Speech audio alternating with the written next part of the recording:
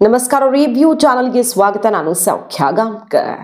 ಕರ್ನಾಟಕದ cost census ಸಿದ್ದರಾಮಯ್ಯನವರ ಜಾತಿ ಗಣತಿಗೆ ಭಾರಿ ಮುಖಭಂಗ. ಕೈ ಸರ್ಕಾರಕ್ಕೀಗ ಬಹಳ ದೊಡ್ಡ ಮುಜುಗರದ ಬಿಗ್ ಡೆವಲಪ್ಮೆಂಟ್ ವಿಡಿಯೋ ಸಮೇತ ಈಗ ಎಲ್ಲೆಡೆ ವೈರಲ್ ಆಗ್ತಾ ಇದೆ. ಮಂಗಳಾರತಿ ಅಂತಾರಲ್ಲ, ಆ ರೀತಿಯ ಪರಿಸ್ಥಿತಿ ತಂದಿಟ್ಕೊಂಡ್ರಲ್ಲ ಸಿದ್ದರಾಮಯ್ಯನವರು. ಅವರದ್ದೇ ಕ್ಯಾಬಿನೆಟ್ನ ಎಲ್ಲ ಬಹುತೇಕ ಮಿನಿಸ್ಟರ್ಸು ಸಿದ್ದರಾಮಯ್ಯ ಪರಮಾಪ್ತ ಮಂತ್ರಿಗಳು ಕೆಲವರು ಬಿಟ್ಟು ಬೇಡ ಇದು ಅಂದಿದ್ದಾರೆ. ನಮಗೆ ಕಷ್ಟ, ನಮ್ಮ ರಾಜಕೀಯ ಅಸ್ತಿತ್ವ ಕಷ್ಟ, ಪಕ್ಷದ ಅಸ್ತಿತ್ವ ಕಷ್ಟ, ಇದು ವೆರಿ ಪ್ರಾಬ್ಲಮೆಟಿಕ್, ಇದು ನಾವು ತಂದು ಎಳ್ಕೋತಿರೋದು ಕಾಲ ಮೇಲೆ ಅಂತ ವಿರೋಧಿಸಿದ್ದಾರೆ. ಡಿ ಕೆ ಶಿವಕುಮಾರ್ ಅವರಂತೂ ನಿಂತಲ್ಲಿ ನಿಲ್ಲೋಕ್ಕಾಗ್ತಿಲ್ಲ, ಆ ರೀತಿ ಚಡಪಡಿಸ್ಬಿಟ್ಟಿದ್ದಾರೆ. ತನ್ನ ಮಾತಿಗೆ ಬೆಲೆ ಸಿಗ್ತಿಲ್ವಲ್ಲ ಅಂತ ಡೆಲ್ಲಿ ಅಲ್ಲಿ ಇಲ್ಲಿ ಅಂತ. ಅದ್ರ ನಡುವೆ ಇವು ಹಠಕ್ಕೆ ಬಿದ್ದು ಮಾಡಿಸ್ತೀನಿ ಅಂತ ಎತ್ಕೊಂಡೇ ಬಿಟ್ರು. ಯಾಕಂದ್ರೆ ಟಿವಿಗಳಲ್ಲೆಲ್ಲ ಬ್ರೇಕಿಂಗ್ ಹೋಯ್ತು, ಎಲ್ಲ ಮಿನಿಸ್ಟರ್ಸು ಇದಕ್ಕೆ ವಿರೋಧ ವ್ಯಕ್ತಪಡಿಸಿದ್ದಾರೆ. ಇನ್ನೇನು ಇದನ್ನ ನಿಲ್ಲಿಸೇ ಬಿಡ್ತಾರೆ ಸಿದ್ದರಾಮಯ್ಯನವರು. ಕೈ ಪಿಡಿಗೆ ಕೊಟ್ಟ ಕೋಟಿ ಹಣನೂ ವ್ಯರ್ಥ, ಟೀಚರ್ಸ್ಗೆ ಕೊಟ್ಟಿದ್ದು ಅಂತೆಲ್ಲ ಯಾವನ್ರಿ ಹೇಳಿದ್ದು ಮಾಡೇ ಮಾಡ್ತೀನಿ ಅಂತ ಸಿದ್ದರಾಮಯ್ಯನವ್ರು ಮಾಡ್ಸಕ್ಕೆ ಶುರು ಮಾಡಿದ್ರು. ಆದರೆ ಎಂಥ ಮಂಗಳಾರತಿ ಎತ್ತಿದ್ದಾರೆ ನೋಡಿ. ಈಗ ಯಾವ ರೀತಿ ಮುಜುಗರ ಎದುರಾಗಿದೆ ಅಂತ ಡೀಟೇಲ್ಸನ್ನು ಇಡ್ತಾ ಹೋಗ್ತೀವಿ. ಮಿಸ್ ಮಾಡಿದ್ರೆ ನಮ್ಮ ಚಾನಲ್ನ ಸಬ್ಸ್ಕ್ರೈಬ್ ಮಾಡಿ, ನಿಮ್ಮ ಅಭಿಪ್ರಾಯ ಕಮೆಂಟ್ ಮಾಡಿ ತಿಳಿಸಿ. ಎಸ್ ವೀಕ್ಷಕರು, ಒಂದು ಕಡೆ ಕೋರ್ಟ್ ವರ್ಷನ್ನು ಯಾವ ರೀತಿ ವಾದ ಪ್ರತಿವಾದ ಆಗ್ತಾ ಇದೆ ಮತ್ತು ಕೋರ್ಟ್ ಏನೇನು ಪ್ರಶ್ನೆ ಹಾಕಿದೆ, ಒಂದು ರೀತಿಯಲ್ಲಿ ತಪರಾಕಿ ಅಂತಾರಲ್ಲ ಹಂಗಿದೆ ಕೋರ್ಟ್ನ ಅಭಿಪ್ರಾಯ. ದುಡ್ಡು ಉಳಿಯತ್ತೆ, ನಾವಿಲ್ಲಿ ತಡೆ ಕೊಟ್ಟರೆ ದುಡ್ಡು ಉಳಿಯತ್ತೆ ಅನ್ನೋದ್ರಿಂದ ಹಿಡಿದು ನೀವು ಬಹಳಷ್ಟು ಲೂಪ್ ಹೋಲ್ಸ್ ಇಟ್ಕೊಂಡು ಹೋಗಿದ್ದೀರಿ ಅನ್ನೋದನ್ನು ಹೈಲೈಟ್ ಮಾಡಿ ಪ್ರಶ್ನೆ ಮಾಡ್ತಾ ಇದೆ. ಅದು ಒಂದು ಕಡೆ. ಕೇಂದ್ರ ಸರ್ಕಾರ ಕೂಡ ಸೆಡ್ ಹೊಡೆದಿದೆ, ನಾವೇ ಮಾಡ್ತಿದ್ದೀವಿ 2027ಕ್ಕೆ, ನೀವೇನು ಮಾಡೋದು, ನಿಮ್ಗೆ ಇತಿಮಿತಿ ಇದೆ, ಇದು ವ್ಯರ್ಥ ನೀವು ಮಾಡೋದು. ಯಾಕಂದರೆ ಎಲ್ಲ ಪ್ರಶ್ನೆಗಳಿಗೆ ಆನ್ಸರ್ ಕೊಡಲೇಬೇಕು ಅಂತ ಕಡ್ಡಾಯ ನಿಯಮವೇ ಹಾಕೋ ಹಾಗಿಲ್ಲ, ನೀವು ಇನ್ನೇನು ಪ್ರಯೋಜನಕ್ಕೆ ಬರುತ್ತೆ ಅಂತ ಸೆಡ್ ಹೊಡೆದಿರೋದ್ರ ನಡುವೆ ನೋಡಿ ಎಂಥ ಮುಜುಗರ ಕೈಗೆ ಅಂತ. ಟೀಚರ್ಸ್ ಈಗ ಈ ಜಾತಿ ಗಣತಿಗೆ ಪಾಪ ಇಲ್ಲಿ ರಜಾ ನಡೀತಿದೆ, ಹಬ್ಬ ಇದೆ, ಓಕೆ, ಬಟ್ ಅವ್ರ ಕರ್ತವ್ಯ ಅವ್ರಿಗೆ ಮಾಡಲೇಬೇಕಾಗತ್ತೆ. ನೇಮಕ ಮಾಡಿಬಿಟ್ಟಿದ್ದಾರೆ. ಮನೆಗೆ ಹೋಗಿ ಸ್ಟಿಕ್ಕರ್ ಅಂಟಿಸಿ ನೀವು ಎಲ್ಲ ಡೀಟೇಲ್ಸ್ ತೊಗೊಂಡು ಆ ಆ್ಯಪಲ್ಲ ಅಪ್ಡೇಟ್ ಮಾಡ್ಕೊಂಡು ಬರಬೇಕು ಅಂತ. ಹೆಂಗೆ ಉಗ್ದಿದ್ದಾರೆ ಅಂದರೆ ಟೀಚರ್ಸು, ಹೆಂಗೆ ಜಾಡಿಸಿದ್ದಾರೆ ಅಂದರೆ ಸರ್ಕಾರಕ್ಕೆ. ಈ ಕಾಸ್ಟ್ ಸೆನ್ಸಸ್ಸನ್ನು ಇದೇ ಪರಿಸ್ಥಿತಿಯಲ್ಲಿದ್ದರೆ ನಾವು ಮಾಡೋಕ್ಕಾಗಲ್ಲ ರೀ.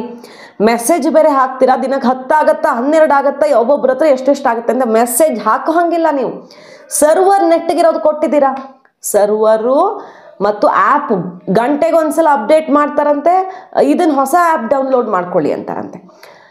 ಆ ಆ್ಯಪ್ ಡೌನ್ಲೋಡ್ ಮಾಡಿಕೊಂಡ್ರೆ ಮತ್ತೆ technical issue, map problem, location problem, OTP ಒಬ್ಬೊಬ್ಬರಿಗೆ ಅದು ಹಾಕಿ ಎಂಟರ್ ಮಾಡಿ ಸಾಕಾಗೋಗಿದೆ. 4 ಸಲ ಎಂಟರ್ ಮಾಡ್ಕೊಂಡ್ಮೇಲೆ 5ನೇ ಸಲ ಕಳಿಸಿ ಸರ್ ಅಂದರೆ ಯಾವ ಮನೆಯವರು ಕೊಡ್ತಿಲ್ಲ, ಉಗೀತಿದ್ದಾರೆ. 20 ಸಲ OTP ಕೊಡಬೇಕಾ ನಿಮಗೆ? ಇಲ್ಲಿ ಏನೋ ಆಗ್ತಾ ಇದೆ, ನಮಗೆ ಭಯ ಆಗಲ್ವಾ, ನಮ್ಮ ಸೇಫ್ಟಿ ಬಗ್ಗೆ ಪ್ರಶ್ನೆ ಬರಲ್ವಾ ಅಂತ ಉಗಿದು ಕಳಿಸ್ತಿದ್ದಾರಂತೆ ಟೀಚರ್ಸ್ಗೆ. ಎದ್ದು ಹೋಗ್ರಿ ಅಂತಾರೆ. ಸಾಮಾನ್ಯವಾಗಿ ಮನೆಗೆ ಟೀಚರ್ಸ್ ಬಂದಾಗ ಯಾವುದೇ ಸ್ಕೂಲ್ ಟೀಚರ್ಸ್ ಇದ್ರೂ ಅವ್ರಿಗೆ ಒಂದು ರೆಸ್ಪೆಕ್ಟ್ ಕೊಟ್ಟು ಕಳಿಸ್ತಾರೆ. ಯಾಕಂದರೆ ಟೀಚರ್ಸ್ ಅವರದ್ದೇ ಆದಂಥ ಒಂದು ಗೌರವ ಇರುತ್ತೆ. ಆದರೆ ಈ ಜಾತಿ ಗಣತಿಗೆ ಹೋದ ಟೀಚರ್ಸು ಮನೇಲಿ ಉಗಿಸ್ಕೊಂಡು ಬರ್ತಿದ್ದಾರೆ. ಯಾಕಂದರೆ ಅಷ್ಟು ಕೆಟ್ಟದಾಗಿರೋ ಆ್ಯಪ್, ಸರ್ವರು ಮತ್ತು ಮ್ಯಾಪು, OTP ಎಲ್ಲ ಪ್ರಾಬ್ಲಮ್ ಆಗ್ತಾ ಇದೆ. ಟೀಚರ್ಸ್ ಕೇಳ್ತಿರೋದು ಒಂದೇ ಪ್ರಶ್ನೆ, ನೀವು ಇಂತಹ ಆ್ಯಪ್ ಕೊಟ್ಟು ನಮ್ಗೆ ಯಾಕೆ ಸರ್ವೆ ಕಳಿಸಿದಿರಿ? ತರಾತುರಿಯಲ್ಲಿ ಒಂದು ಆ್ಯಪ್ ಕೂಡ ಕರೆಕ್ಟಾಗಿ ಡಿಸೈನ್ ಮಾಡದೆ ಸರ್ವೆ ಶುರು ಮಾಡಿಬಿಡಿ, ಇಷ್ಟು ದಿನದೊಳಗಡೆ ಮುಗಿಸ್ಬಿಡಿ, ಇಷ್ಟು ದಿನಕ್ಕೆ ಇಷ್ಟಿಷ್ಟು ಮಾಡಬೇಕು ಅಂತ ಡೆಡ್ಲೈನ್ ಕೂಡ ಹಾಕಿ ದಿನಕ್ಕೆ ಒಂದು ಮನೆ ಮುಗಿಸೋದಕ್ಕಾಗ್ತಿಲ್ಲ ನಮ್ಮ ಹತ್ರ. ಒಂದು ಮನೆಗೆ ಗಂಟೆಗಟ್ಟಲೆ ಆಗ್ತದೆ. ಯಾಕೆ ಕಳಿಸಿದ್ರಿ? ಏನಾದರೂ ಪ್ರಾಬ್ಲಮ್ ಬಂದರೆ ಇದನ್ನು ಯಾರಿಂದ ನಾವು ಸರಿ ಮಾಡ್ಕೊಳ್ಬೇಕು ಅನ್ನೋದಕ್ಕೆ ಕಾಂಟ್ಯಾಕ್ಟ್ ಪಾಯಿಂಟು ಕೊಟ್ಟಿಲ್ಲ. ಅಂದರೆ ಪ್ರಶ್ನೆಗಳಿದ್ರೆ, ಯಾವುದೇ ಅನುಮಾನಗಳಿದ್ರೆ ಯಾರನ್ನು ಕಾಂಟ್ಯಾಕ್ಟ್ ಮಾಡಬೇಕು ಅನ್ನೋದಕ್ಕೆ ಆಪ್ಷನ್ನೇ ಕೊಟ್ಟಿಲ್ಲ ಅವ್ರಿಗೆ. ಮತ್ತು ಅಲ್ಲಿ ಜನ ಉಗೀತಿದ್ದಾರೆ ಅಂದರೆ ಹೊರಗೆ ಎದ್ದು ಹೋಗಿ ಅಂತ ಕಳಿಸ್ತಿದ್ದಾರೆ ಟೀಚರ್ಸ್ನ. ನಾನು ಹೇಳ್ತಾ ಇರೋದಿಷ್ಟೇ, ಸಂಪೂರ್ಣವಾಗಿ ಸರ್ವರನ್ನು ಕರೆಕ್ಟಾಗಿ ಮಾಡಿರಿ. ಆಮೇಲೆ 10ಕ್ಕೆ ಅಪ್ಡೇಟ್ ಆಗುತ್ತಾ, 12ಕ್ಕೆ ಅಪ್ಡೇಟ್ ಆಗುತ್ತಾ, ಮೆಸೇಜನ್ನು ಯಾರು ಹಾಕಕ್ಕೆ ಹೋಗ್ಬೇಡ್ರಿ. ಸಂಪೂರ್ಣ ಅಪ್ಡೇಟ್ ಆಗೈತಿ, ಇವತ್ತು ಚಾಲು ಮಾಡಿರಿ ಅನ್ನೋ ಮಟ್ಟ ನಾವು ಯಾರು ಇಲ್ಲಿರ್ತಕ್ಕಂಥವ್ರು ದಯವಿಟ್ಟು ನಾವು ಸಮೀಕ್ಷೆಯನ್ನು ಪ್ರಾರಂಭ ಮಾಡೋದಿಲ್ಲ. ಸಾಮಾಜಿಕ ಮತ್ತು ಶೈಕ್ಷಣಿಕ ಸಮೀಕ್ಷೆ ಒಳಗೆ ಬಹಳಷ್ಟು ತೊಂದರೆ ಆಗೋ ಸಂಬಂಧ ಇವತ್ತಿನ ದಿವಸ ಗಣಿತದಾರರು ಎಲ್ಲರೂ ಸಹಿತ ಸುಮಾರು ಒಂದು 100ರಿಂದ 120 ಜನ ಶಿಕ್ಷಕರು ಇವತ್ತು ಈ ತಹಸೀಲ್ದಾರ್ ಕಚೇರಿಗೆ ಆಗಮಿಸಿದ್ದೇವೆ. ಯಾಕೆ ಆಗಮಿಸಿದ್ದೇವೆ ಅಂತಕ್ಕಂಥದ್ದನ್ನು ಹೇಳ್ಬೇಕಂದ್ರೆ, ನಂಬರ್ 1 ಈ ಸಮೀಕ್ಷೆಗೆ ಸಂಬಂಧಪಟ್ಟಿರ್ತಕ್ಕಂಥ ಯಾವುದೇ ಸಮಸ್ಯೆಯನ್ನು ಬಂದರೆ ನಾವು ಯಾರನ್ನು ಸಂಪರ್ಕ ಮಾಡಬೇಕು ಅನ್ನೋದನ್ನು ಇದುವರೆಗೂ ಸಹಿತ ನಮಗೆ ಹೇಳಿಲ್ಲ. ಏನು ಸಮಸ್ಯೆ ಏನಾಗೈತೆ ರೀ? ಒಂದನೇದ್ದು ಆ್ಯಪ್ನ ಟೆಕ್ನಿಕಲ್ ಎರರ್ ಸಂಪೂರ್ಣವಾಗಿದೆ. ನಿನ್ನೆಯಿಂದ ಹಿಡಿದು ಇವತ್ತಿನವರೆಗೂ 3 ಆ್ಯಪನ್ನು ಅಪ್ಡೇಟ್ ಮಾಡಕತ್ತಿದ್ದಾರೆ. ತಾಸಿಗೆ ಒಂದೊಂದು ಆ್ಯಪನ್ನು ಕೊಡ್ತಾರೆ. ಆ ಪ್ರತಿಯೊಂದು ಆ್ಯಪನ್ನು ಕೂಡ ಇನ್ಸ್ಟಾಲ್ ಮಾಡ್ಕೊಂಡು ನಾವು ಮುಂದುವರೆದ್ರೆ ಮತ್ತೆ ಒಳ್ಳೆ ಟೆಕ್ನಿಕಲ್ ಎರರ್ ಅಂತ ಬರುತ್ತೆ. ಇದು ಒಂದನೇದ್ದು. ಎರಡನೇದ್ದು ಅದರಲ್ಲಿ ಏನು ಮಾಡುತ್ತಾ ಲೊಕೇಶನ್ ಅನ್ನೋದನ್ನು ತೋರಿಸುತ್ತಾ. ಆ ಲೊಕೇಶನ್ನಿಗೆ ನಾವು ಹೋದ್ವಪ್ಪ ಅಂದ್ರೆ ಒಂದು ಮನೆ ಸಿಕ್ತಪ್ಪ ಅಂದ್ರೆ ಒಂದು 15 ಮನೆ ಬಿಟ್ಟು ಮತ್ತೊಂದು ಮನೆ ಇದೆ. ಹಾಗಾದ್ರೆ ಆ 15 ಮನೆಯನ್ನು ನಾವು ಏನು ಮಾಡಬೇಕು ಇದುವರೆಗೂ ಯಾರು ಹೇಳ್ತಾ ಇಲ್ಲ ನಮಗೆ. ಇದು ಟೋಟಲ್ ನಿನ್ನೆಯಿಂದ ಇವತ್ತಿನವರೆಗೆ ನೋಡಿದ್ರೆ ನಮಗೆ ಒಂದು ಮನೆ ನನ್ನ ಏರಿಯಾದಾಗ 103 ಮನೆ ಅದಾವು. ಕರೆಕ್ಟಾಗಿ ನಾನು UHID ನಂಬರ್ ಪ್ರಕಾರ ಹುಡುಕೊಂತ ಹೋದ್ರೆ 4 ಮನೆ ಸಿಕ್ಕಾವು. ಹಾಗಾದ್ರೆ ಉಳಿದಿರ್ತಕ್ಕಂಥ UHID ನಂಬರ್ ಬಿಟ್ಟು ಹೋಗ್ಬೇಕಾ? ಇದನ್ನು ಯಾರೂ ಹೇಳ್ತಾ ಇಲ್ಲ. ಆಮೇಲೆ UHID ನಂಬರನ್ನು ಮೀಟ್ರಿಗೆ ಒಂದೊಂದು ಅಂಟಿಸಿದ್ದಾರೆ ಅಂತ ಹೇಳಿದ್ದಾರೆ. ಹಾಗಾದರೆ ಒಂದು ಮನೆ ಒಳಗೆ ಒಂದು ದವಾಖಾನೆ ಅಂತಿದೆ, ಆ ದವಾಖಾನೆಗೂ ಒಂದು UHID ನಂಬರ್ ಅಂಟಿಸಿದ್ದಾರೆ. ಒಂದು ಕಿರಾಣಿ ಅಂಗಡಿ ಇದೆ, ಆ ಕಿರಾಣಿ ಅಂಗಡಿ 1 ಮೀಟ್ರ್ ಇದೆ, ಮತ್ತು ಅದನ್ನು UHID ನಂಬರ್ ಅಂಟಿಸಿದ್ದಾರೆ. ಹಾಗಾದ್ರೆ ಆಮೇಲೆ ಒಂದು ನೀರು ಸಪ್ಲೈ ಮಾಡ್ತಿರ್ತಾರೆ ಬೇರೆದವ್ರಿಗೆ ಮಾರಕ್ಕಂತೇಳಿ, ಅದಕ್ಕೂ ಒಂದು ಮೋಟ್ರ್ ಇದೆ, ಅದಕ್ಕೊಂದು ಮೀಟ್ರ್ ನಂಬರ್ ಇರ್ತೈತೆ, ಅದಕ್ಕೂ ಹಚ್ಚಾರ. ಹಾಗಾದ್ರೆ ಅಂತಲ್ಲಿ ಹೋಗಿ ನಾವು ಸಮೀಕ್ಷೆ ಮಾಡಬೇಕಾ? ಆ ಮನೆ ಒಂದು ಕ್ಲೋಸ್ ಆಗಿತ್ತಪ್ಪ ಅಂದ್ರೆ ಇಂಥವುಗಳಿಗೆ ಸಮೀಕ್ಷೆ ಖಾಲಿ ಐತಿ ಮುಂದೆ ಹೋಗ್ರಿ ಅಂತಾರೆ. ಹಾಗಾದ್ರೆ ಖಾಲಿ ಅಂತೇಳಿ ಮುಂದೆ ಹೋಗಾಕ ನಮಗೆ ಸಾಫ್ಟ್ವೇರ್ನಾಗ ಆಪ್ಷನ್ ಕೊಟ್ಟಿಲ್ಲ. ಸಾಫ್ಟ್ವೇರ್ ಫುಲ್ ಒಂದೇ ಮಾತಿನಾಗ ಹೇಳ್ಬೇಕಂದ್ರೆ ಡೆಡ್ ಸಾಫ್ಟ್ವೇರ್, ಕೆಲಸ ಮಾಡೋಕ್ಕಾಗ್ತಿಲ್ಲ. ಇವತ್ತು ಸುಮಾರು ಇಲ್ಲಿ ನಮ್ಮ ಮಹಿಳಾ ಶಿಕ್ಷಕರು ಬಂದಾರ. ಇವತ್ತು ಹಬ್ಬದ ವಾತಾವರಣ, ಹಬ್ಬದ ಸಂದರ್ಭದೊಳಗೆ ನಾವು ಇಲಾಖೆಯಿಂದ ಬಂದಿರತಕ್ಕಂಥ ಕೆಲಸವನ್ನು ಗೌರವಯುತವಾಗಿ ಮಾಡ್ತೀವಿ. ಮಾಡಬೇಕಾದ್ರೆ ಸಂತೋಷದಾಯಕವಾಗಿ ಅದನ್ನು ಸಾಫ್ಟ್ವೇರ್ ಅಪ್ಡೇಟ್ ಇರಬೇಕು, ಮಾಹಿತಿಯಾರ ಸರಿ ಇರಬೇಕು, ಮನಿ ಇಂತಲ್ಲಿ ಅದಾವಂತ ನಮಗೆ ಯಾರು ತೋರ್ಸಾಕಾರ ಬರಬೇಕು. ಯಾವುದೂ ಇಲ್ಲ, ಸುಮ್ಮನೆ ಮಾಡ್ರಿ ಮಾಡ್ರಿ ಮಾಡ್ರಿ ಅಂದರೆ ಎಷ್ಟಂತ ಮಾಡಬೇಕು? ಈಗ ನಾವೊಬ್ರು ಶಿಕ್ಷಕರು ಹೇಳಿದ್ರು ನಾವು ಮಾಹಿತಿ ಕೊಡೋಂಗಿಲ್ಲ, ನೀವು ಹೊರಗೆ ಹೋಗ್ರಿ ಅಂತೇಳಿ. ಏನಿದೆ ಅಂದರೆ ಶಿಕ್ಷಕರಿಗೆ ಗೌರವನೇ ಇಲ್ಲ. ಇಂಥ ಹಬ್ಬದ ಸಂದರ್ಭದೊಳಗೆ ಹೊರಗೆ ಹೋರಿ ಅನ್ನಿಸ್ಕೊಂಡು ಬಂದಿದ್ದಾರೆ. 2 ಶಿಕ್ಷಕರು ಹೇಳಿದ್ರು ನಮಗೀಗ ನಾವು ಮಾಹಿತಿ ಕೊಡೋದಿಲ್ಲ, ಹೊರಗೆ ಹೋರಿ ಅಂತ ಹೇಳ್ತಾರೆ. ಹೇಗೆ? ಎಕ್ಸಾಮ್ ಮುಗಿಸಿದ್ದೀವಿ, ರಜೆ ಇದೆ, ನಾವು ರಜೆಯಲ್ಲಿ ಮಾಡ್ತೀವಿ, ಇಲ್ಲ ಅಂತ ಹೇಳಕತ್ತಿಲ್ಲ. ಆದರೆ ಅದಕ್ಕೊಂದು ಗೌರವಯುತವಾಗಿರ್ತಕ್ಕಂಥ ಮಾಹಿತಿ ಸಂಪೂರ್ಣ ಇದ್ರೆ ನಮಗೂ ಕೂಡ ಮಾಡೋಕ್ಕೆ ಖುಷಿ. ಹೌದಾ? ಎಲ್ಲರೂ ಅಲ್ದಾಡ್ಕೊಂಡು ಬಂದಿದ್ದಾರೆ. ಈಗ ಶುಗರ್ ಪೇಷಂಟ್ ಇದ್ದಾರೆ, BP ಪೇಷಂಟ್ ಇದ್ದಾರೆ. ನೋಡಿರಿ 9 ಗಂಟೆಗೆ ಬಂದಾರೆ, 12 ಗಂಟೆ ಆಯ್ತು. ತಹಸೀಲ್ದಾರ್ ಆಫೀಸ್ನಾಗ ಬಂದು ನಾವು ಇಲ್ಲಿ ಕೂತ್ಕೊಂಡಿದ್ದೀವಿ. ಕುಡಿಯೋಕೆ ನೀರು ವ್ಯವಸ್ಥೆ ಬೇಕಾ? ಅವರಿಗೆ ಟಿಫಿನ್ ವ್ಯವಸ್ಥೆ ಏನು ಸರ್? ಹಿಂಗಾದರೆ ಆರೋಗ್ಯದಲ್ಲಿ ವ್ಯತ್ಯಾಸ ಆದರೆ ಯಾರು ನಮ್ಗೆ ಹೆಲ್ಪ್ ಮಾಡ್ತಾರೆ? ನಾನು ಹೇಳ್ತಾ ಇರೋದಿಷ್ಟೇ, ಸಂಪೂರ್ಣವಾಗಿ ಸರ್ವರನ್ನು ಕರೆಕ್ಟಾಗಿ ಮಾಡಿರಿ.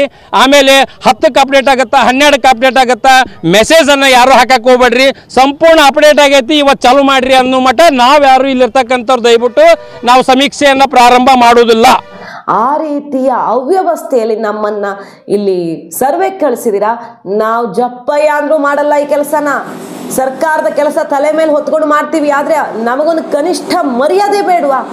ಊಟ ಉಪಚಾರ ಕೂಡ ಇಲ್ಲದೆ ಅಲಿಯೋ ಥರ ಆಗಿದೆ. ಈ ರೀತಿ ಅವ್ಯವಸ್ಥೆಯಲ್ಲಿ ನಮ್ಮನ್ನ ಬೀದಿಗಿಳಿಸಿದಿರಿ ಅಂತ ಸರ್ಕಾರದ ವಿರುದ್ಧ, ಸರ್ಕಾರ ಅಂದರೆ ಅವರು ಪಾಪ ಯಾರಿಗೆ ರಿಪೋರ್ಟ್ ಮಾಡಬೇಕು ಅವ್ರ ವಿರುದ್ಧ ಈ ತಹಶೀಲ್ದಾರ್ ಕಚೇರಿಗೆ ಹೋಗಿ ಕೂತಿದ್ದಾರೆ ಟೀಚರ್ಸು.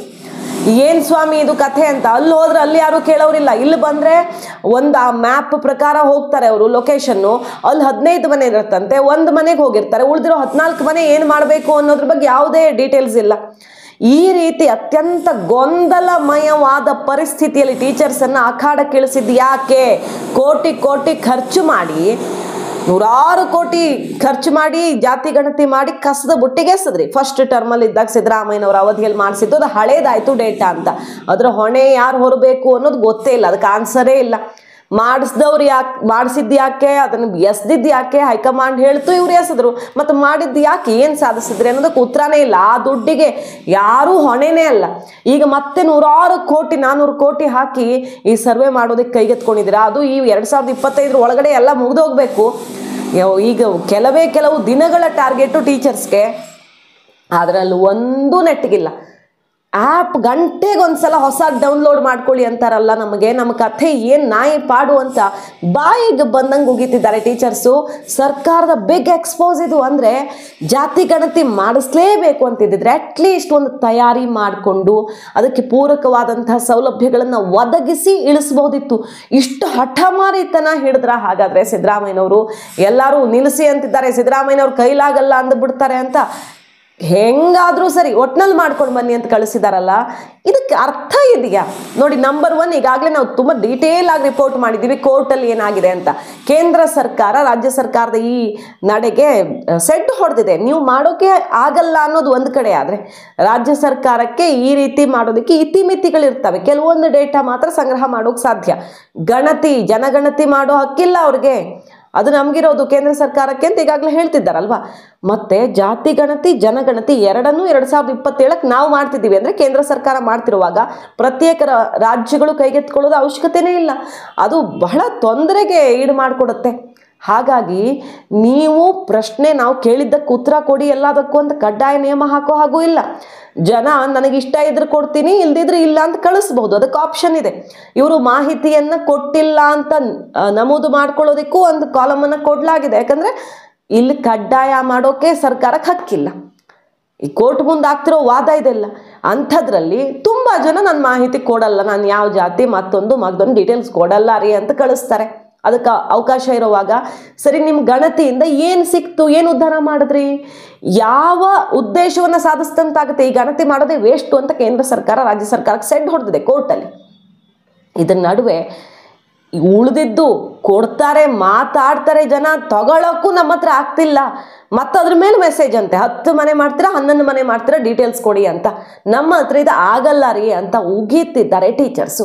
ಸೊ ಇಂತಹ ಅವ್ಯವಸ್ಥೆಯಲ್ಲಿ ಈ ಕೆಲಸ ನಾನು ಯಾರು ಏನಂದ್ರು, ನನ್ನ ಕ್ಯಾಬಿನೆಟ್ ಮಿನಿಸ್ಟರ್ಸ್ ಹೇಳಿದ್ರು ಕೇಳಲ್ಲ, ನಾನು ಯಾವನ್ ಹೇಳಿದ್ರು ಕೇಳಲ್ಲ, ಮಾಡೇ ಮಾಡಿಸ್ತೀನಿ ಅನ್ನುವಂಥ ಹಠಮಾರಿತನ ಯಾಕೆ ಅನ್ನೋದೇ ಈಗ ಅಚ್ಚರಿಗೆ ಕಾರಣ ಆಗಿದೆ. ಕೋರ್ಟಲ್ಲಿ ಇವತ್ತು ಕೂಡ ಇದು ಮಹತ್ವ ಪಡ್ಕೊಳ್ತಾ ಇದ್ದು ಅಂತಿಮ ನಿರ್ಧಾರ ಇವತ್ತು ಪ್ರಕಟ ಆಗುತ್ತಾ ಅಥವಾ ತೀರ್ಪನ್ನು ಕಾಯ್ದಿರಿಸಲಿದೆಯಾ ಕೋರ್ಟ್ ಅನ್ನೋದನ್ನು, ಹೈಕೋರ್ಟ್ ಅನ್ನೋದನ್ನು ನೋಡಬೇಕು. ಅತ್ಯಂತ ಮಹತ್ವದವಾದ ಪ್ರತಿವಾದ ಗಮನ ಸೆಳೆದಿದೆ. ಈಗ ಜಾತಿಗಳನ್ನು ವರ್ಗೀಕರಿಸಿರೋದಕ್ಕೆ ಏನು ಆಧಾರ ಇದೆ ನಿಮ್ಮ ಹತ್ರ ಅನ್ನೋದೊಂದು ಪ್ರಶ್ನೆ. ಜೊತೆಗೆ ಖಾಸಗಿತನಕ್ಕೆ ಈ ರೀತಿ ಸೈಬರ್ ಕ್ರೈಮ್ಗಳಾಗ್ತಿರೋ ಟೈಮಲ್ಲಿ ಆಧಾರ್ ಖಾಸಗಿತನಕ್ಕೆ ಧಕ್ಕೆ ತರೋ ರೀತಿಯಲ್ಲಿ ನೀವು ತಗೊಳ್ತಿರೋದು ಎಷ್ಟು ಸೇಫ್ ಅನ್ನೋದಕ್ಕೆ ಪ್ರಶ್ನೆ. ಹಣದ ವಿಚಾರ ಎಲ್ಲವನ್ನು ಹೈಕೋರ್ಟ್ ಪ್ರಶ್ನೆಯಾಗಿ ಸರ್ಕಾರದ ಮುಂದೆ ಇಟ್ಟಿದ್ದು ಏನಾಗುತ್ತೆ ಅನ್ನೋದನ್ನು ಕಾದು ನೋಡಬೇಕು. ಕೇಂದ್ರ ಸರ್ಕಾರ ಮಾತ್ರ ಹೇಳ್ತಿರೋದಿಷ್ಟೇ, 2 ವರ್ಷದಲ್ಲಿ ನಾವೇ ಮಾಡ್ತಿರುವಾಗ ನೀವು ಮಾಡೋದಕ್ಕೆ ಅರ್ಥವೇ ಇಲ್ಲ ಅಂತ. ಸೊ ಎಲ್ಲೆಡೆಯಿಂದ ಆಕ್ರೋಶ ಸ್ಫೋಟವಾಗಿದೆ. ಸಿದ್ದರಾಮಯ್ಯನವರ ಜಾತಿ ಗಣತಿ ಅನ್ನುವಂಥ ಬೃಹತ್ ಹೆಜ್ಜೆ ಅವರು ಇಟ್ಟಿರೋದು ಐತಿಹಾಸಿಕವಾಗಿ ನಾನು ಮಾಡಿ ತೋರಿಸ್ತೀನಿ ಅಂತ ಇಟ್ಟಿದ್ದಾರೆ. ಬಟ್ ಕಾನೂನು ತೊಡಕು ಎದುರು ಆಗುತ್ತಾ ಇದಕ್ಕೆ ಎಕ್ಸ್ಪರ್ಟ್ಸ್ ಹೇಳ್ತಾ ಇರೋದು, ಇದು ಸಾಧ್ಯವೇ ಇಲ್ಲ, ತಡೆ ಬೀಳುತ್ತೆ ಇದಕ್ಕೆ ಅಂತ. ಆ ಥರ ಆದರೆ ಹಠಕ್ಕೆ ಹಿಡಿದು ಈಗ ಮಾಡೋಕೆ ನಿಂತಿರುವಾಗ ಅಂಥದ್ದೇನಾದರೂ ಆದರೆ ಮಹಾಮುಖಭಂಗ ಆಗುತ್ತೆ. ಆಲ್ರೆಡಿ ಈಗ ಕೋರ್ಟಲ್ಲಿ ಏನಾಗುತ್ತೆ ಅನ್ನೋದು ಗೊತ್ತಿಲ್ಲ, ಆದರೆ ಅದಕ್ಕೂ ಮುನ್ನವೇ ಟೀಚರ್ಸು ಅಲ್ಲಿ ಹೋದವರು ಮನೆಗೆ ಹೋದವರೇ ಎಲ್ಲವನ್ನ ಬಿಚ್ಚಿಟ್ಟಿದ್ದಾರೆ. ಬಿಗ್ ಎಕ್ಸ್ಪೋಸ್ ಇದು. ಎಂಥ ಪರಿಸ್ಥಿತಿಯಲ್ಲಿ ಹಠ ಹಿಡಿದು ಮಾಡ್ತೀವಿ ಅಂತ ಹೊರಟಿದ್ದಾರೆ ನೋಡಿ ಅಂತ. ಮಾಹಿತಿ ಇಷ್ಟ ಆಗಿದರೆ ಮಿಸ್ ಮಾಡದೆ ನಮ್ಮ ಚಾನಲ್ನ ಸಬ್ಸ್ಕ್ರೈಬ್ ಮಾಡಿ, ನಿಮ್ಮ ಅಭಿಪ್ರಾಯ ಕಮೆಂಟ್ ಮಾಡಿ ತಿಳಿಸಿ. Thank you.